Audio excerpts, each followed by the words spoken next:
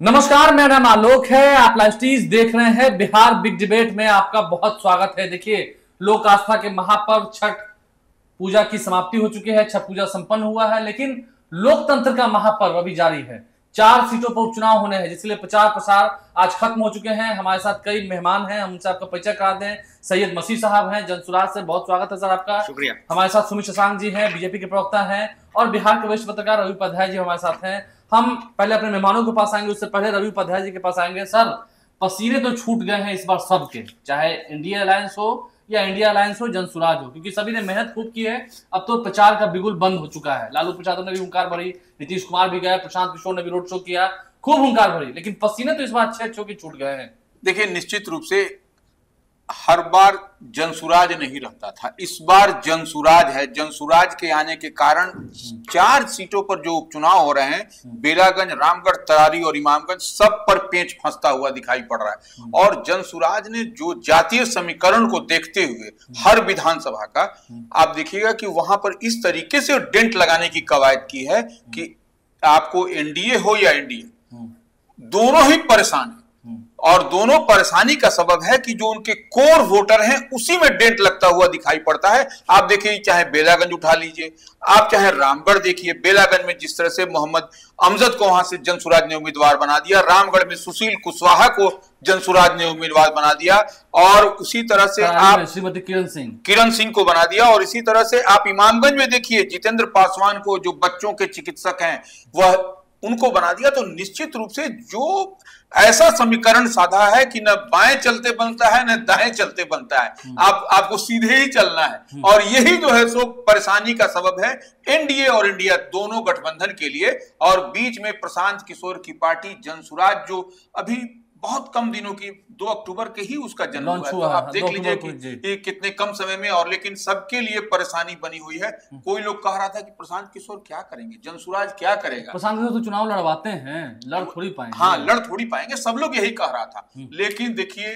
जो नवजात शिशु है, नवजात बच्चा है, वही जो है सो परेशान कर दिया। और देखिए, 2024 में यह उपचुनाव हो रहा है, 2025 में जब विधानसभा का चुनाव होगा, तब क्या फिजा और राजनीतिक फिजा क्या होगी, वो उस समय पता चलेगा। राजनीतिक फिजा की बात करेंगे, सैयद मसीह साहब हैं, हम आपकी बात करेंगे, क्योंकि आपकी पार्टी ने प्रशांत किशोर को लेकर लोग कहते थे कि तो चुनाव लड़वाते हैं।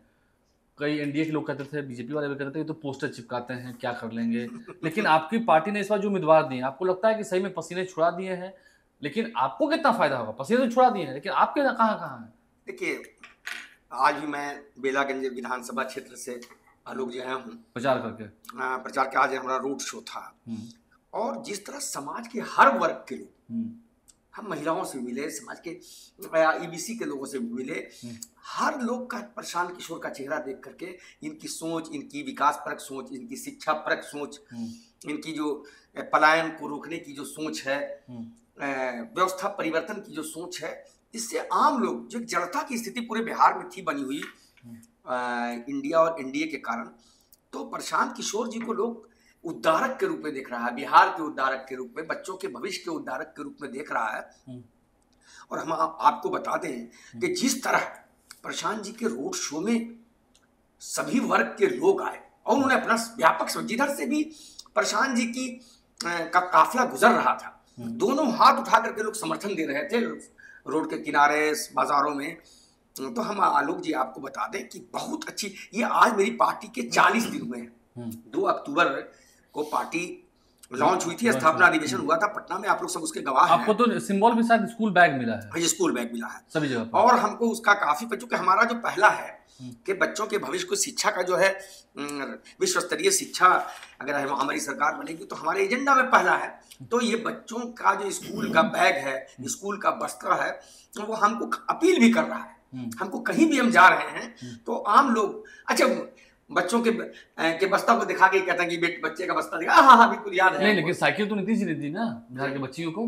आप लोग बस्ते की बात कर रहे हैं, वो तो कह रहा है कल नीतीश कुमार कहते हैं कि साइकिल दिया। सुनिए, भूलिएगा मत। तो राज, ये आप सत्ता में हैं तो क्या क्या खेल आप लोगों ने किया है, साइकिल दिया है कि साइकिल का कमीशन लिया है, सब लोग जान रहा है। हम आएंगे सुमित जी के पास आएंगे, इसलिए ये सब छोड़िए। इस बार बिहार की चारों जनता सीट पर लड़ाई में है। चारों सीट जीत रहे हैं और बिहार की जनता 225 में जो बदलाव लाएगी उसका सेमीफाइनल है और सेमीफाइनल भी हम जीत रहे हैं। सेमीफाइनल सुमित जी के पास आएंगे। सुमित जी, क्या लगता है जिस तरह से चारों सीट वो करें कि हम जीत रहे हैं, आपकी इनमें से जो 4 सीट पे उपचुनाव हो रहे हैं, यहाँ में से सिर्फ एक सीट ही पहले जीती हुई थी, क्या आप इस बार 4 के 4 लेंगे या फिर एक ही लेंगे? क्योंकि ये तो कह रहे हैं कि एक भी नहीं देंगे।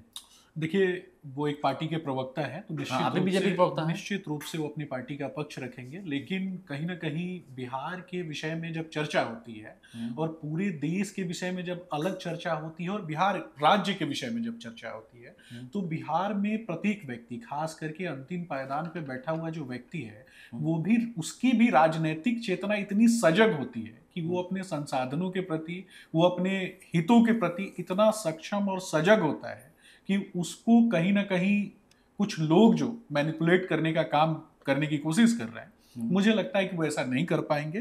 किसी भी राज्य के डेवलपमेंट के लिए जो मूलभूत चीजों की आवश्यकता होती है, चाहे उद्योग धंधों की बात करें, चाहे शिक्षा की बात करें, चाहे श्रम बल की बात करें, चाहे संसाधन की बात करें, जिसके अंतर्गत ट्रांसपोर्टेशन आता है, तो मैं बार बार पीछे के तरफ जाके जब तुलनात्मक रूप से कहीं ना कहीं आज जो सरकार चल रही है आदरणीय नीतीश कुमार जी के नेतृत्व में, एनडीए की सरकार, और इसके पहले की जो सरकार थी, उन दोनों के बीच जब तुलनात्मक रूप से देखने की जब हम देखते हैं, तो ये स्पष्ट रूप से पता चल जाता है कि आज राजद के युवराज तेजस्वी जी किस तरीके से लोगों को भ्रम जाल में फंसाने का काम करते हैं। अभी कुछ दिन पहले इनका बयान मैं सुन रहा था, ये जिस तरीके की बातें करते हैं, एक तरफ तो आरोप लगाते हैं भारतीय जनता पार्टी के ऊपर कि हिंदू मुसलमान करते हैं, लेकिन ये जब बात करते हैं हिंदुओं के अंतर्गत आने वाले जो अन्य जातियां और उपजातियां हैं, उनको एकीकृत करने के लिए जब ये एमओआई समीकरण बनाते हैं, तो मैं पूछना चाहता हूँ, खास करके मुस्लिम वर्ग से आने वाले जो युवा पीढ़ी के बच्चे हैं, यादव वर्ग से आने वाले जो युवा पीढ़ी के लड़के हैं, और उनके माता पिता से पूछना चाहता हूं कि क्या तेजस्वी यादव में ही इतनी क्षमता थी कि वो मुख्यमंत्री पद के दावेदार हो सकते हैं? क्या अन्य बच्चों में वो क्षमता नहीं थी? क्या बिहार में पलायन का कारण कौन?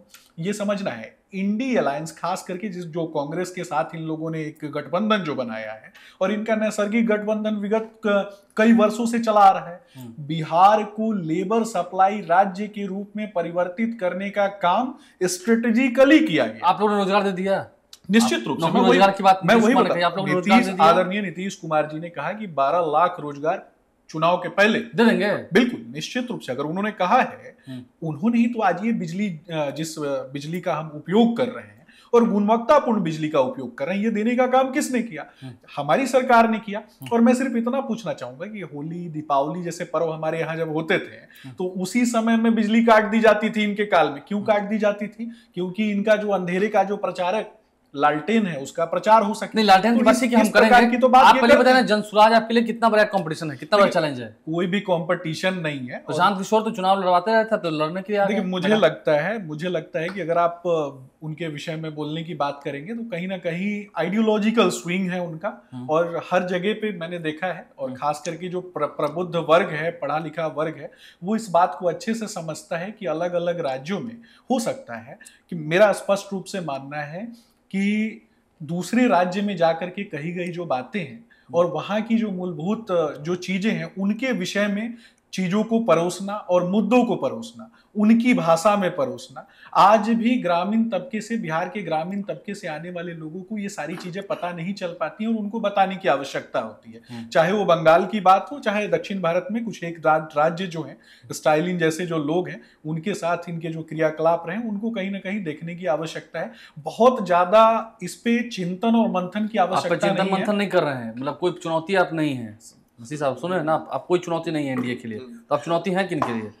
देखिए, हम क्या चुनौती हैं, ये शशांक जी हमारे अनुज हैं, हम आपको बताना चाहते हैं शशांक जी कि मैं कल वहाँ के लोगों का, भूमिहार समाज और अपर कास्ट के लोगों का कहना था कि हम लोग तो यहाँ इन 2 गुंडों से मुक्ति के लिए, गुंडों, हाँ, चाहते हैं जन स्वराज के साथ आना। जो माइनॉरिटी का उम्मीदवार है, माइनॉरिटी उसके साथ आ जाए। तो 40 मुसलमान और सवर्ण एक साथ आ जाएंगे बेलागंज में। सुनिए ना, तो 40 गाड़ियों पर हम लोग लेके चले लोगों को, अल्पसंख्यक समाज के लोगों को, और जो मगध के बड़े राजा रहे हैं टिकारी महाराज राजा सुंदर सिंह के बेटे गोपाल नारायण सिंह के पोता हर्ष जी, और सर जानते हो रोहित उपाध्याय सर को, रोहित सर जानते होंगे, रवि सर की वो क्या कहते हैं पुरी जी, जो मगध के पूर्वी गया के सांसद हुआ करते थे, बुधौली महंत हुआ करते थे, तो उनके पोते गोपाल कृष्ण के साथ में गया था वहां सब गांव में। और लोगों ने कहा कि जन स्वराज है कि उप मुख्यमंत्री विजय सिन्हा जी गले गले घूम रहे हैं, ललन बाबू गले गले घूम रहे, तो हम क्या हैं कि लालू जी को भी जाना पड़ा और आज भीड़ नहीं जुटी।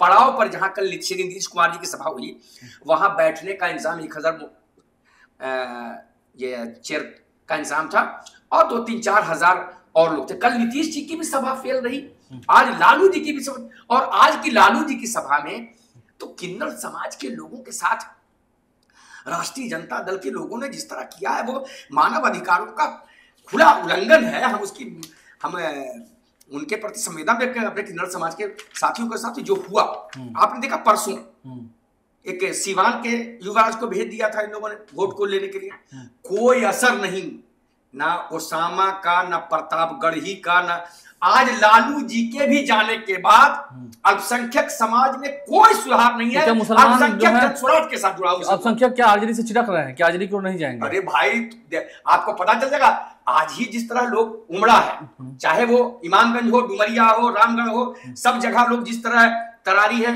अल्पसंख्यक समाज के लोग जो समाज के हर वर्ग में बदलाव की लहर है। तो क्या इंडिया का वोट बैंक आपकी तरफ आ रहा है? बिल्कुल इंडिया का वोट बैंक आ रहा है। सुमित जी समझ रहे हैं आप, आपके लिए चुनौती कड़ी है, आप जीतने की बात कर रहे हैं, हम दर्जनों गांव के बारे में बता सकते हैं। देखिए मैं सिर्फ इतना कहूंगा कि दिनकर जी के शब्द हैं कि धारा का मगरों के इंद्र के रावत अड़े हैं, कह दो उनको हटे अगर तो जग में यश पाएंगे, अड़े हुए रावत सूखे पत्तों से बह जाएंगे। तो कुछ लोग खास करके ये राजद और राजद समर्थित जो पार्टियां हैं, खास करके उनकी बात कर रहा हूँ, ये समाज में एक भ्रम जाल फैलाने की कोशिश कर रहे हैं। मैं पूछना चाहता हूँ, इन्होंने कहीं भी ये कहा क्या कि मुस्लिम कम्युनिटी से आने वाले जो बच्चे हैं उनकी शिक्षा दीक्षा के लिए जो मदरसे खोले गए, उन मदरसों का कंप्यूटराइज, उनको कंप्यूटरीकृत करने का काम कभी करने की बात कही क्या?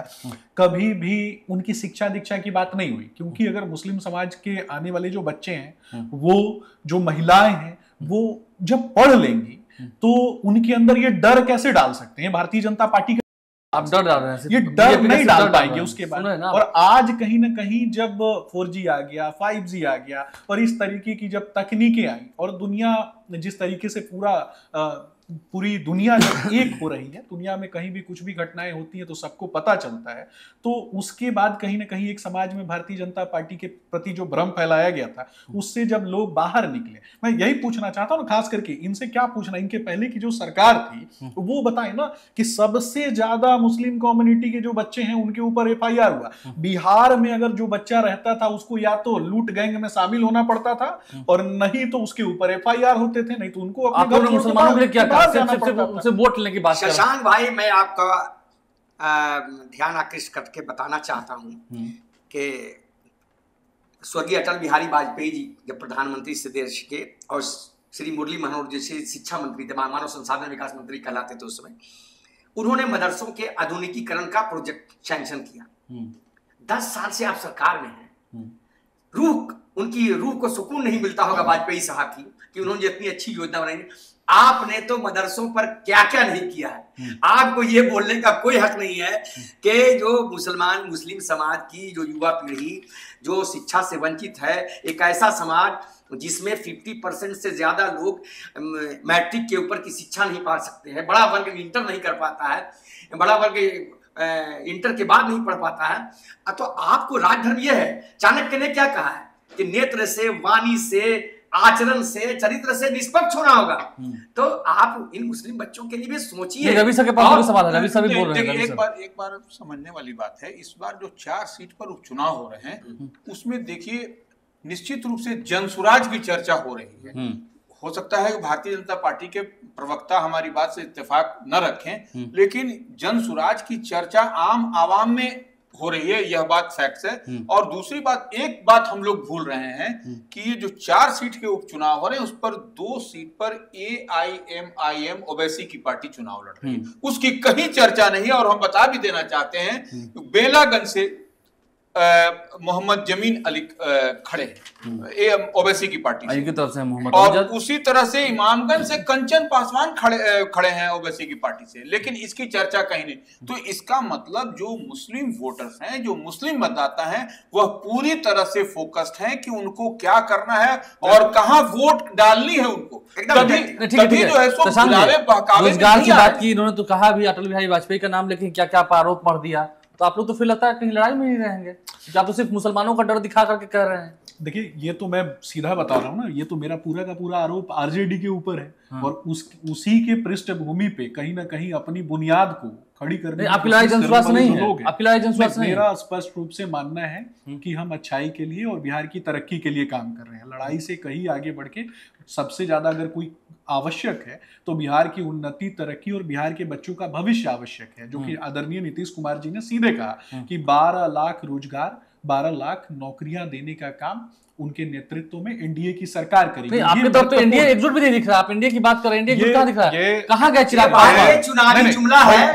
नीतीश कुमार जी ने बेला में और इमामगंज की सभा में कहा कि हम 12 लाख रोजगार नौकरी देंगे और 34 लाख क्या रोजगार देंगे।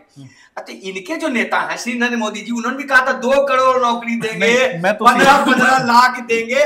और बाद में इनकी ही पार्टी के जो तत्कालीन अध्यक्ष थे श्री अमित शाह जी, उन्होंने कहा ये तो चुनावी जुमलेबाजी थी। फिर आपको ये चुनावी, ये सबसे बड़ी समस्या क्या है ना, कि इनका पाला आज तक ऐसे लोगों के साथ पड़ा होगा जिनको जानकारी नहीं होगी विषय की। मैं बताता हूँ, चाहे नरेंद्र मोदी ने हर साल दे दिया, बिल्कुल निश्चित रूप से देश इतना बड़ा है और देश में रोजगार मिल गया, लोग निश्चित रूप से, ये तो हंसने से कुछ नहीं होता ना, सीधा देश की जनता को समझना है कि विभिन्न राज्यों में जो इंफ्रास्ट्रक्चर, देश जो 10वीं सबसे बड़ी इकोनॉमी से 5वीं सबसे बड़ी इकोनॉमी बना और पीपीपी के दृष्टिकोण से 3री सबसे बड़ी इकोनॉमी बना, तो वो ऐसे ही थोड़े ना बन गया। आज बिहार में ड्राई पोर्ट की बात होती है, ड्राई पोर्ट खुल गया। आज जिस तरीके से IT पार्क और IT पार्क के नाम पे, मैं बता रहा हूँ ना, IT पार्क के नाम पे, ये जो राजद की युवराज जो IT पार्क के नाम पे जो झूठा, वो तो कहना कि IT पॉलिसी वही बता रहा हूँ। इंफॉर्मेशन टेक्नोलॉजी के अंतर्गत कौन सी चीजें हो सकती हैं, वैसी 5 चीजें ऑन कैमरे पर आके रैंडमली वो बोल पाएंगे क्या?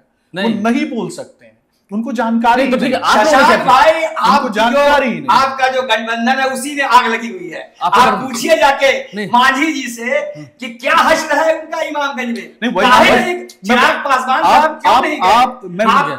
जदयू के लोग इमामगंज में किसके लिए काम कर रहे हैं? देखिए जदयू के लोग क्या, राजद के लोग कार्यकर्ता किसके लिए काम कर रहे हैं? बिहार की जनता को ये भी समझना है कि ये सवाल किससे पूछ रहे हैं, भारतीय जनता पार्टी से सवाल पूछ रहे हैं। लेकिन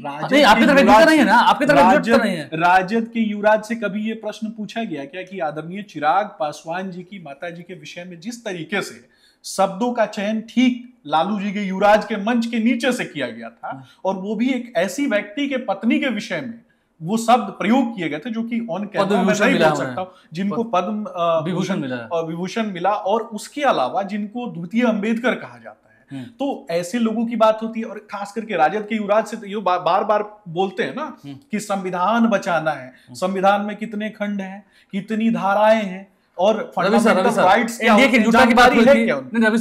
एनडीए एकजुट दिख रहा है क्या चुनाव में? अभी जो मसीह साहब ने कहा, क्या ये सही है? चिराग पासवान तो नदारद रहे, इमामगंज गए ही नहीं। देखिए मसीह साहब का सवाल जो है जन सुराज के प्रवक्ता का सवाल मौजूद सवाल, क्योंकि इमामगंज में तमाम, देखिए वो चिराग पासवान अपनी पार्टी एनडीए फोल्ड के बड़े और बड़ा चेहरा भी है। वो केंद्र में नरेंद्र मोदी कैबिनेट में मिनिस्टर हैं और बिहार में उनका घूमना, उनका निकलना, उनका जाना, उनका हुंकार भरना कहीं ना कहीं मायने रखता है निश्चित रूप से। और देखा भी गया है विगत लोकसभा के चुनाव में जब चिराग पासवान का मूव करते हैं, जब तो क्या रूठ गए थे क्या?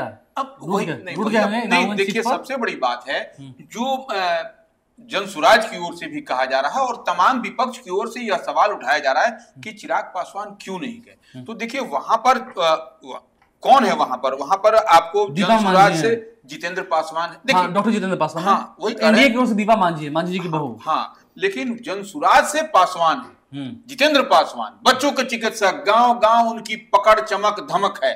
तो इस लिहाज से हम माने जो चर्चाएं हैं कि जिस समाज से चिराग पासवान आते हैं उसमें कहीं वोट इधर उधर नहीं हो, ना हो, क्योंकि वो तो गए ही नहीं। देखिए आलोक जी, हाँ ठीक है आलोक जी, बार बार प्रश्न किसके खिलाफ पूछे जाते हैं? इंडिया के। हम पूछ रहे हैं, आप बोल रहे हैं कि इंडिया एकजुट है।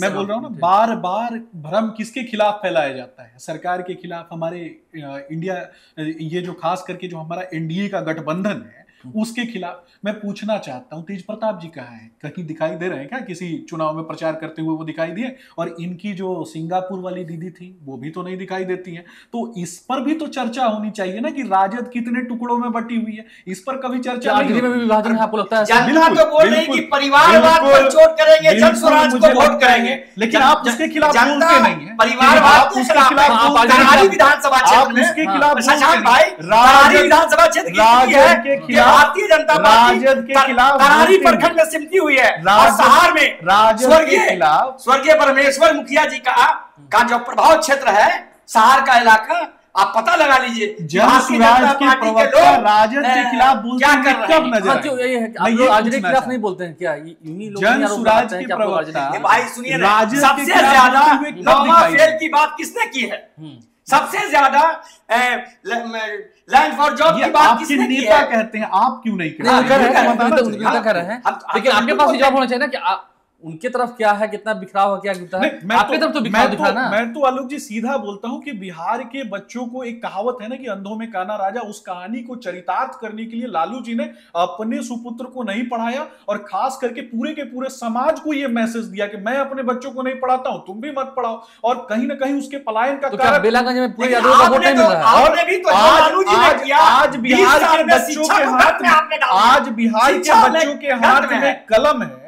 20 साल में आपने बिहार को बेरोजगारों की फैक्ट्री, मजदूरों की फैक्ट्री बना दिया। आरोप लगा सकते हैं। आप जाति की बात अभी कह रहे थे कि लालू जी ने अपने बेटे को बढ़ाने के लिए कहा, तो आप मानते हैं कि बेलागंज में यादवों का वोट आपको भी मिलेगा, मनोरमा देवी को मिलेगा? निश्चित रूप से जो पढ़ा लिखा सम्रान समाज है वो आज तो लालू जी भी गए थे वो वोट मांगने के लिए। उनके जाने से कुछ होता है क्या? निश्चित रूप से मेरा स्पष्ट रूप से मानना है कि पढ़ा लिखा समाज और खास करके जिनको भी अपने बच्चों के भविष्य की चिंता है, खास करके यादव समाज से आने वाली, यादव जाति से आने वाले जो लोग हैं उनको भी अपने बच्चों के भविष्य की चिंता है। वो बार बार यही सोचते हैं कि एक 9वीं फेल व्यक्ति वो कैसे मुख्यमंत्री पद का दावेदार हो सकता है? रवि सर, मानते हैं कि यादवों के वोट में डेंट लगा है एनडीए की ओर से, जनसुराज की ओर से भी बेलागंज में? देखिए यादवों के वोट में डेंट है। हाँ, निश्चित रूप से। देखिए बेलागंज में जो मुस्लिम है वहां पर 75 से 80 हजार मुस्लिम है, इस बात को मानिए। और इसीलिए देखिए हम बार बार इस बात को कहते हैं, हो सकता है हमारी बात से इत्तेफाक न रखे लोग, लेकिन वहां पर जनसुराज के संस्थापक प्रशांत किशोर ने मोहम्मद अमजद को बना करके इस तरीके से